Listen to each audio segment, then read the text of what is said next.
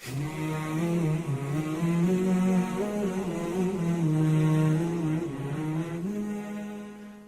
الله الرحمن الرحيم. كتاب خاني روشناي دنجي. ناوي كتاب هوندراوي إيمان إسلام. هونوي عبد الله عبد العزيز هرتلي. تسابي دوام. ژمارەی سپاردن 24 لا حوتی 1994 خوێندنەوە عەلی خۆشناو. هەڵەبڕی و کارە دەنجەکان ڕێبین کاظم بندیان. بسم الله الرحمن الرحيم.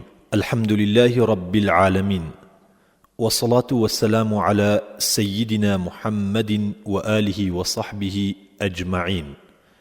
أما بعد، فقد قال عمر بن الخطاب رضي الله عنه: بينما نحن عند رسول الله صلى الله عليه وسلم ذات يوم، إذ طلع علينا رجل شديد بياض الثياب شديد السواد الشعر، لا يرى عليه أثر السفر، ولا يعرفه منا أحد، حتى جلس إلى النبي صلى الله عليه وسلم فأسند ركبتيه إلى ركبتيه، ووضع كفيه على فخذيه، وقال: يا محمد، أخبرني عن الإسلام.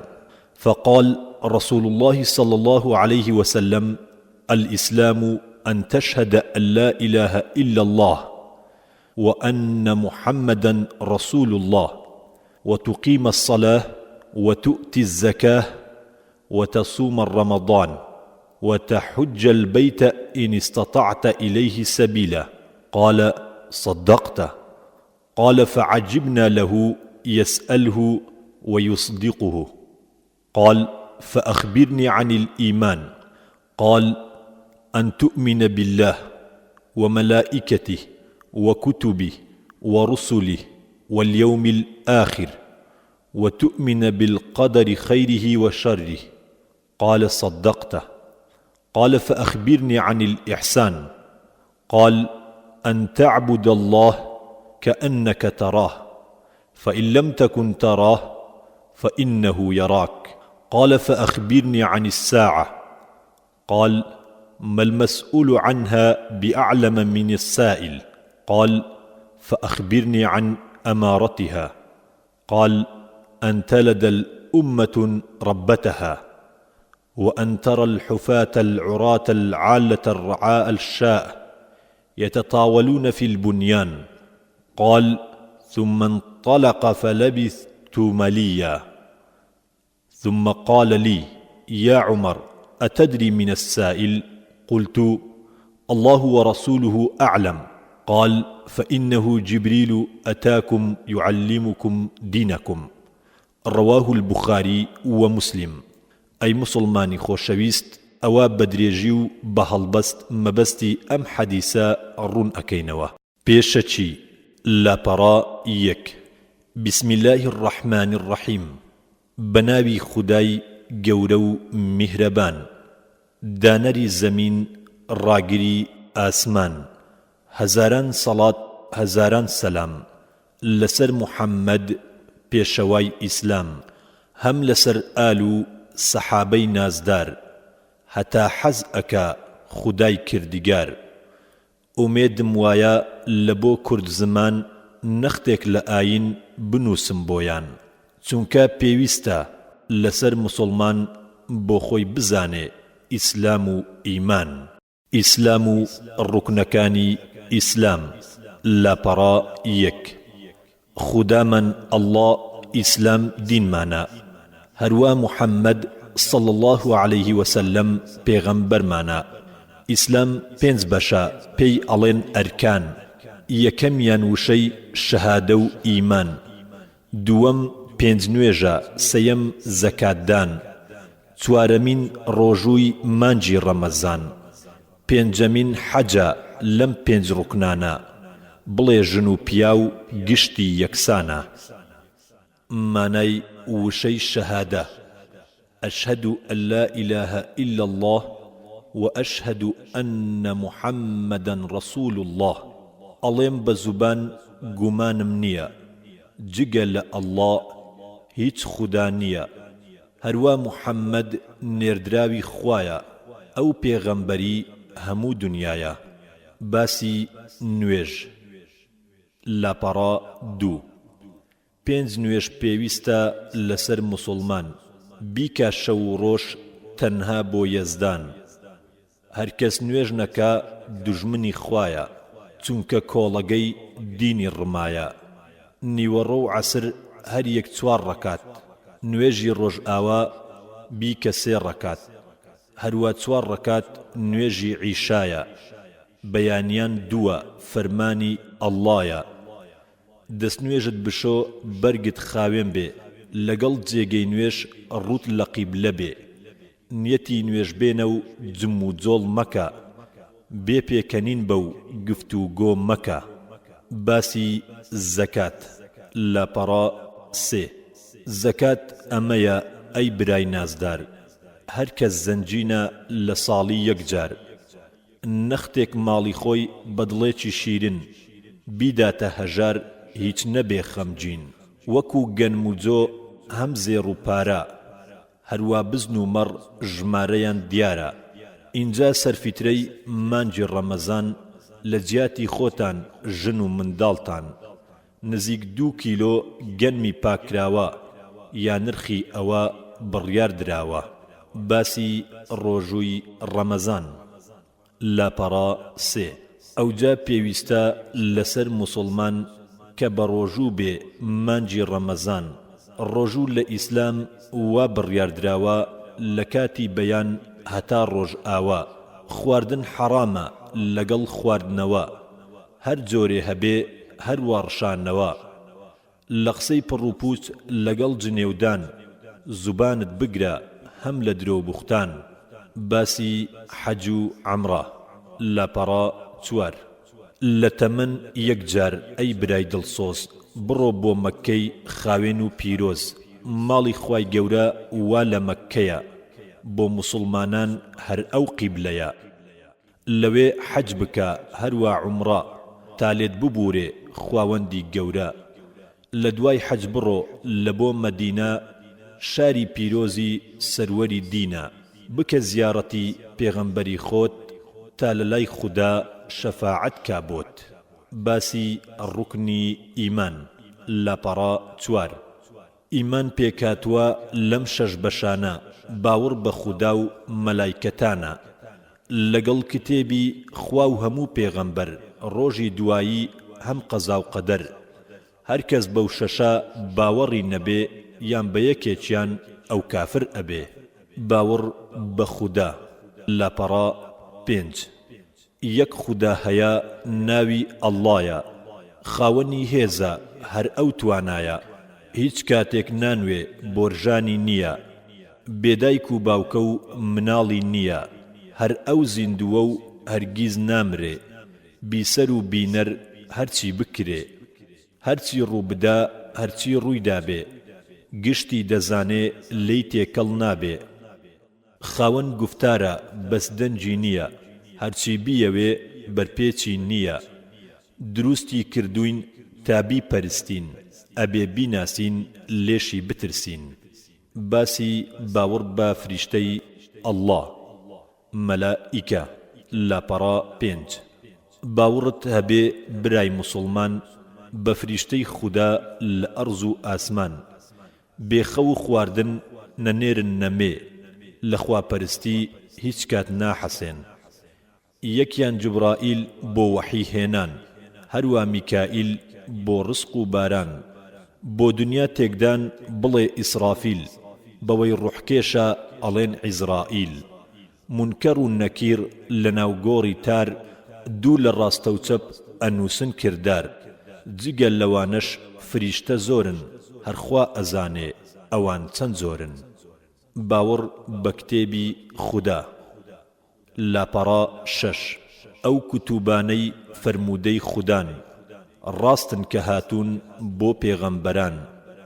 سحوفی ئیبراهیم تەوڕاتی موسا زەبووری داوت ئینجیلی عیسا هەروە قورئان لە بۆ پێغەمبەر واتا محەممەد صلى الله عليه وسلم سەرداری بەشەر لەو کاتەی قورئان هاتۆتە خوارێ بێکار بوون ئەوان گشتی بەجارێ سوورەتەکانی قورئانی پیرۆز 114 ئەی برای دڵسۆز هەرکەس بخوێنێ 30 جوزئی قورئان زۆر خۆشەویستە لای خودای مەنان باوەڕ بە پێغەمبەرانی خودا لاپەڕا حەوت پێغەمبەر پیاوە ڕازگۆیە و هۆشیار ڕێیچاک و خراپ ئەو ئەیکا دیار لەلای خواوەند وەحی لە بۆ دێ بێعەیب و گوناهە بەچاو ئەدیترێ 124,000 پێغەمبەر هاتوون لە دنیا گشتی سەرانسەر لەوانە پێنجیان گەورە و بەڕێزن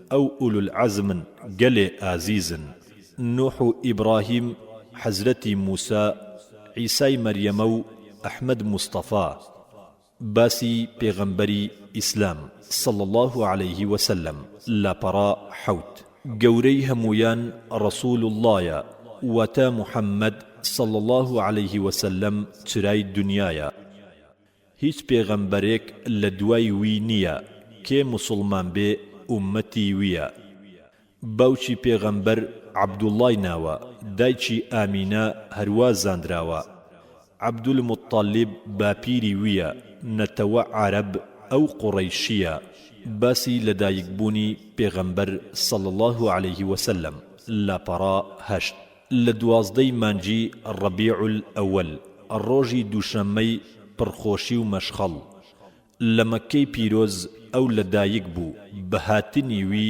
دنیا ڕووناک بوو چونکە پێغەمبەر باوکی نەما بوو لەلای باپیری بەخێو کرابوو حەلیمەی سەعدیە شیری پێداوە تەمەن 6 ساڵ بوو دایکی نەماوە باسی هاتنی قورئان و بوونی بە پێغەمبەر صلى الله عليه وسلم لاپەڕا هەشت ڕۆژی دووشەممە حەفتەی ڕەمەزان جبرائیل هاتوو بۆی هێنا قورئان لە شاری مەککە ئەشکەوتی حیرا تا وەحی وەرگرت زۆر ئازار درا جاری یەکەمین سوورەتی ئیقڕا بوو کرایە پێغەمبەر تەمەن 40 ساڵ بوو سەرکەوتن و شەوڕۆیی الئیسرا والمعراج لاپەڕا هەشت لە مانجی ڕەجەب شەوی 27 شەوڕۆیی کرد و بۆ ئاسمان سەرکەوت کۆچکردنی بۆ مەدینە و وەفاتکردنی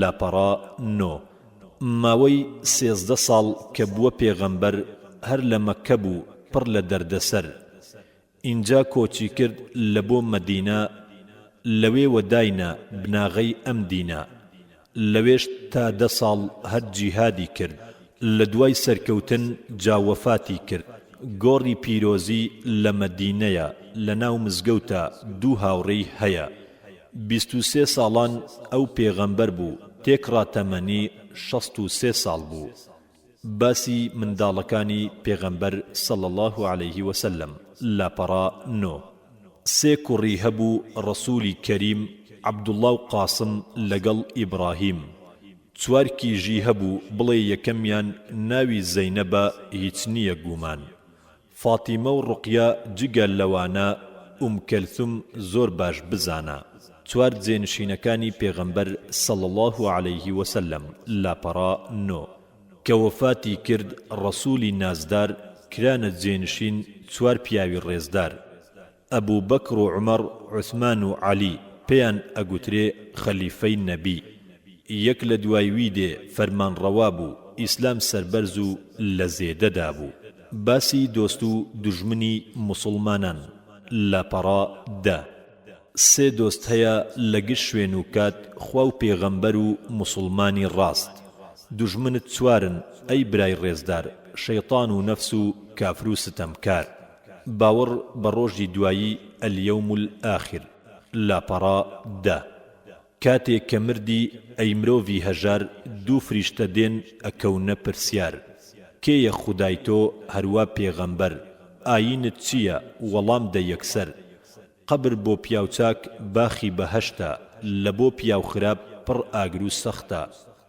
باسی تێکچوونی دنیا و زیندوو بوونەوە لاپەڕادا. یەک مەلائیکە بە ئەمری خودا بە یەک فوکردن دنیا تێک ئەدا کە هیچ کەس نەما خوا ئەمر ئەکا بۆ جاری دووەم فوێکی تر ئەکا. هەرچی گیاندارە هەر وەک یەکەم جار زیندوو ئەبێتە و دێتەوە گوفتار. وەستانی مەیدانی مەحشەر الحەشر لاپەڕا 11. هەندێک بە سواری هەندێک بە پێیان هەندێک ڕائەکێشن لەسەر ڕووی خۆیان بەرەو مەیدانی مەحشەر ئەبردرێن تاخوا حەز بکا لەوێ ڕائەگیرێن. لە ترسان هیچ کەس خزمی کەس نییە، ڕۆژ نزیک ئەبێ و سێبەری نییە. لەبەر گەرمایی ئارەق دێتە خوار، زۆر کەس لە گۆمی ئارەق دەچنە خوار. شەفاعەتی پێغەمبەر صلی الله عليه وسلم لاپەڕا 11. اینجا محەممەد صلی الله عليه وسلم ڕەسوولی نازدار ئەپاڕێتەوە لە لای خوای کردگار. دەست بە پرسیار و وەڵامدان ئەکرێ، چاکە و خراپە ئاشکرا ئەکرێ. پرسیار و وەڵامی ڕۆژی قیامەت الحیساب لاپەڕا 11. ئەو شتەی کردوتە لەم دنیایەدا دەربارەی خەڵک یان هی خودا چاکە و خراپە و ئەو ماڵەی هەیە چونت ڕابواردووە پرسیاری هەیە. لەسەر کردەوەت دەست و زوبانت گشتی شاهێدا هەم قاچەکانت دەفتەری کردەوەکان صحف الأعمال لاپەڕا 12. کردار و گفتار لەم دنیایەدا گشتی نووسراوە چوویتە لای خودا. خۆشی بۆ کەسێ کە بەدەستی ڕاست وەرئەگرێ نووسرا و ئەچێتە جەنات، گەر بەدەستی چەپ وەربگرێ نووسرا و بۆ جەهەنەمە شوێنی دیاریکراو. باسی تەرازووی ڕۆژی قیامەت المیزان لاپەڕا 12. چاکە و خراپە گشتی نووسراوە، تەرازووی ڕاستی لە بۆ دانراوە. هەر کەسێ چاکەی گرانتر دەرکەوێ جێگەی بەهەشتە ڕازیە لەوێ، بەڵام ئەو کەسەی چاکەی سووکترە ئەو قوربەسەرە و جێگەی ئاگرە. تۆڵەوەرگرتنی ڕۆژی قیامەت القیساس لاپەڕا 12. هەر کەسێ مافی خەڵکی لەسەر بێ وەکو کوشتن و دزی کردبێ، یا جنێوی پێبدا و ناموسی ببا، یان زۆردار بێ زیانی لێ بدا، جگە لەمانش خودای کردگار تۆڵەوەر ئەگرێ لە چاکەی زۆردار. ئەیداتە ئەوەی زۆری لێکراوە، گەرچاکەی نەما و داوا کارماوە. ئەوە لە جیاتی خراپەی هەمویان ئەیبەنە دۆزەخ هیچ نییە گومان. باسی حەوزی ئەلکەوثەر لاپەڕا 13. پێش بچیە بەهەشت ئەی برای مسلمان لە لای پێغەمبەر صلی الله عليه وسلم تۆ ئەبیە میوان. لە حەوزی کەوسەر ئاو ئەخۆیەوە، هێندە شیرینە توێنون نابیەوە. پردی جەهەنەم الصراط. ئینجاکە مەحشەر کۆتایی پێدێ، لەسەر جەهەنەم پردێک دا ئەندرێ، ئەبێ هەموو کەس پێیدا تێپەڕێ، وەک بروسک و وەک با هەندێکیش ئەفڕێ. هەندێکیش لەوێ ئەکەونە خوار، بۆ ناو جەهەنەم ئەکەنە هاوار. باسی دۆزەخ جەهەنەم لاپەڕا 13. قوڵی جەهەنەم 70 ساڵ ڕێیە، گشتی ئاگرە 7 شوێنی لێیە. لە بۆ هەر شوێنێ هەندێک تاوانبار ئامادەی کردووە خودای کردگار. هەر کەس بە گوێرەی گوناهی ئەسووتێ کە سزای وەرگرت ڕزگاری ئەبێ، بەڵام ئەو کەسەی بە کافری بمرێ ئەو یەکجاریە و ڕزگاری نابێ. باسی بەهەشت لاپەڕا 14. بەهەشت شوێنێکە لە ژوور 7 ئاسمان، تایبەت دانراوە بۆ ئیمانداران. شوێنێکی وایە چی دڵ بیەوێ یان چاو حەز بکە دانراوە لەوێ. نە سەرمای زستان نە گەرمای هاوین، نەستەمی زۆردار هیچیان لەوێ نین. ناخۆشی و قین و مردن نامێنێ، کەس دەرت ناکاو لەوێ ئەمێنێ. لە باخی بەهەشت لەژێر درەختان، ڕووبار و جۆگا دەڕوا زۆر ئاسان. باسی بەهەشتی قەت تەواو نابێ، وا باش ئەزانم کەوا کۆتا بێ. باسی قەزا و قەدەر القەضاء والقەدەر لاپەڕا چواردا پێشبوونی ئادەم هەرچی ڕوویداوە دوایبوونی ئەویش تا دنیا ماوە ژیان و مردن و ساغی و نەخۆشی بوونی و هەژاری و خەمناچی و خۆشی هەمووی بەویست و ذاتی خودایە بەسەرهاتی تۆ تەواو نووسرایە بەڵام پێویستە هەر هەوڵ بدەی لەبەر چارەنووس تەمەڵی نەکەی بە گوێرەی توانات بچێشە زەحمەت تا سەرکەوتووبی لە دنیا و قیامەت باسی چاکە ئەلئیحسان لاپەڕا 15 چاکە ئەمەیە ئەی برای موسڵمان تۆ بپەرستی خواوەندی مەنان هەروەک بیبینی بە هەردوو چاوت ئەگەر خواوەندیش نێتە بەرچاوت باش بیپەرستە چونکە ئەتبینێ شارەزای دڵتە هیچ دانامێنێ 5 پەنهانەکان لاپەڕا 15 5 شت پەنهانە هەرخوا ئەیزانێ دنیای وێران و کام باران دێنێ کۆرپەی لە ناوزک دوا ڕۆژی چۆنە کاری سبەینێ مەرگ چ شوێنە نیشانەکانی دنیا وێران بوون لاپەڕا 16 دنیا وێران بوون نیشانەی هەیە هەندێک بچووکە و هەندێک گەورەیە دایک خزمەتچی کیژەکەی خۆی بێ خانووی پێخواسان لە شارە دیار بێ هەم ناکەس بەچە فەرمانڕەوا بێ کوشتن زۆر ببێ و ناموس هەرزان بێ هاتنەوەی عیسا لە گەورەکانە دەجالی بەدخوو فیتنەی زەمانە گەڕانەوەی ڕۆژ لە لای ڕۆژ ئاوا تۆ بە نامێنێ و دەرگەی داخراوە کۆتایی لاپەڕا 16 سوپاس بۆ خودا کە یارمەتیدام بکەم بە هەڵبەست ئیمان و ئیسلام ساڵی 1411 مانجی ڕەمەزان لە ڕۆژی چواردا عەبدوڵڵای گوناهبار زۆر تکائەکە هەر کەسێ خوێندی دوعای بۆ بکە لەگەڵ خوێنەر و گوێگری ئازیز دوعا بکەن بۆ ئێمەی تاوانبار عەبدوڵڵا عەبدولعەزیز هەرتەلی هەولێر کوردستان چواردەی ڕەمەزان 1411 کۆچی پێغەمبەری خۆشەویستمان صلى الله عليه وسلم ناوی محەممەدە کوڕی عەبدوڵڵای کوڕی عەبدولموتەڵیبی کوڕی هاشم لە هۆزی قوڕەیشی بوو لەگەلی عەرەب بوو لە شاری مەکە لە ڕۆژی دووشەممە 12 مانجی ڕەبیع ئەوەلی ساڵی فیل لادایک بووە کە ئەکاتە بەرامبەر 20 نیسانی ساڵی 571 میلادی کە تەمەنی بووە 40 ساڵی تەواو کرایە پێغەمبەر لە ڕۆژی دووشەممە 17 مانجی ڕەمەزان بەرامبەر با 1 شوباتی ساڵی 610 میلادی وحی بۆ هات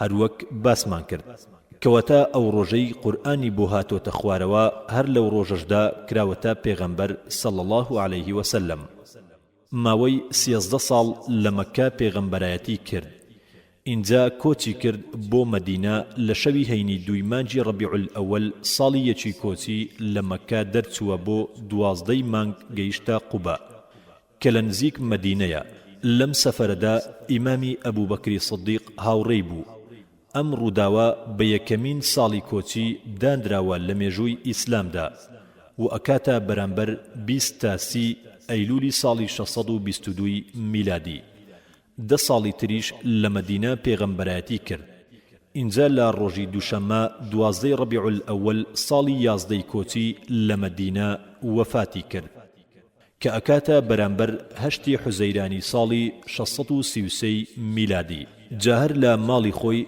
لە ژوورەکەی عایشەخاندا نێژراوە ئیمامی ئەبوبەکر و ئیمامی عومەریش هەر لەو ژوورەدا نێژراون ئێستا ئەو ژوورە کەوتۆتە ناو مزگەوتی پێغەمبەر صلى الله عليه وسلم لە مەدینە کەوابوو ماوەی 23 ساڵ پێغەمبەرایەتی کردووە و تەمەنی پیرۆزی 63 ساڵ بووە والسلام عليكم ورحمة الله وبركاته.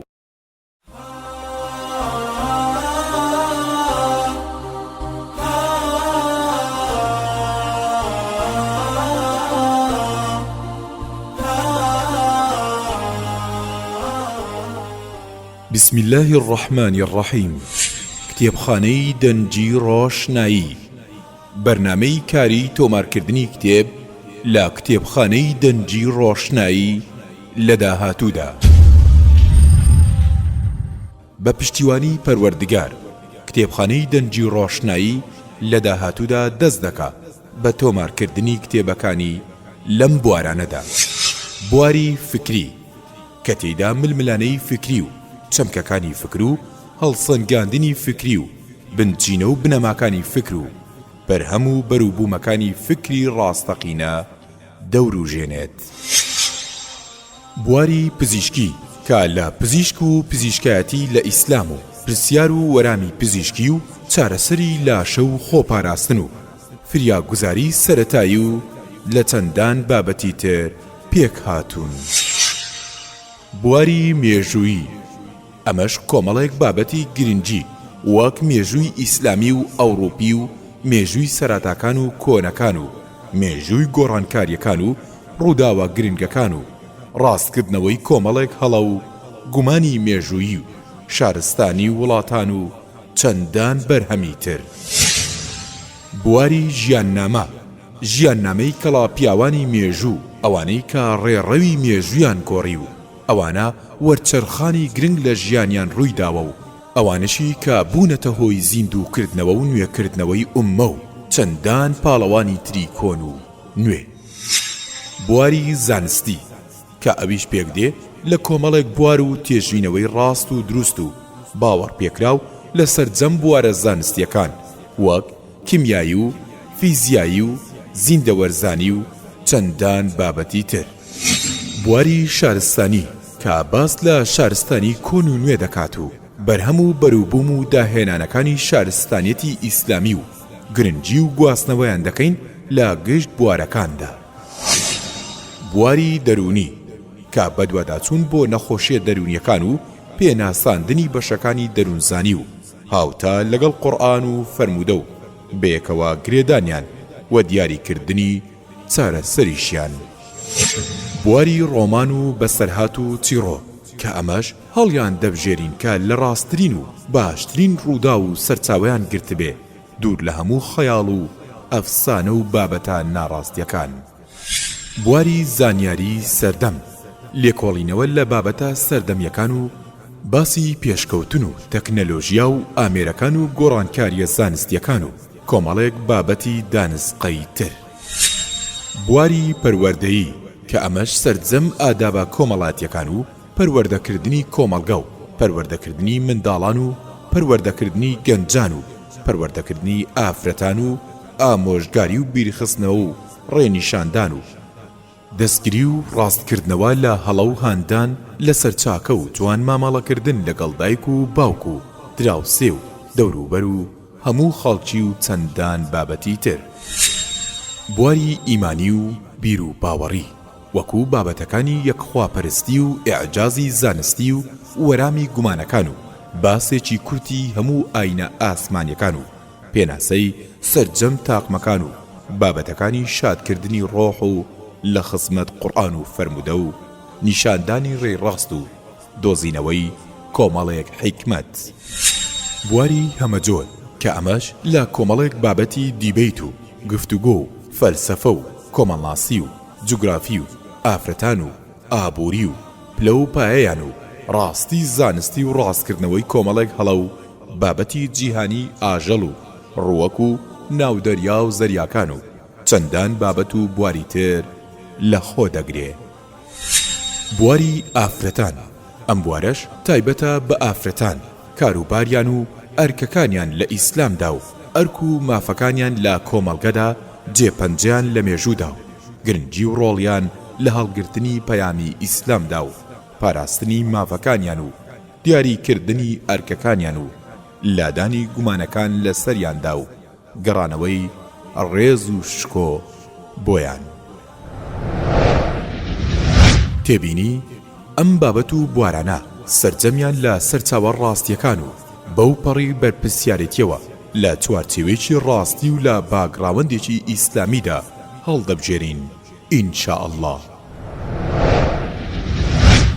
لەگەڵ کتێبخانەی دەنجی ڕۆشنایی بەردەوام دەبن لەگەڵ تازەگەری و نوێگەری و پێشکەوتن و شارەزابوون لە سەرجەم بوارەکانی خوێندنەوە و گەیشتن بەڕاستی و بەردەوامبوون لەسەر ڕێگەی ڕاست و دنیاش بە فراوانی خۆی دەبینی و پێش و پاشی خۆت دەزانی و تای تەرازووی چاکەکانیشت قورس دەکەی و تەرازوێکی ژیریت بۆ دروست دەبێ. کتێبخانەی دەنجی و ڕۆشنایی یەکەمین کتێبخانەی دەنجی ئیسلامی با زمانی شیرینی کوردی. کتێبخانەی دەنجی ئیسلامی با زمانی شیرینی کوردی.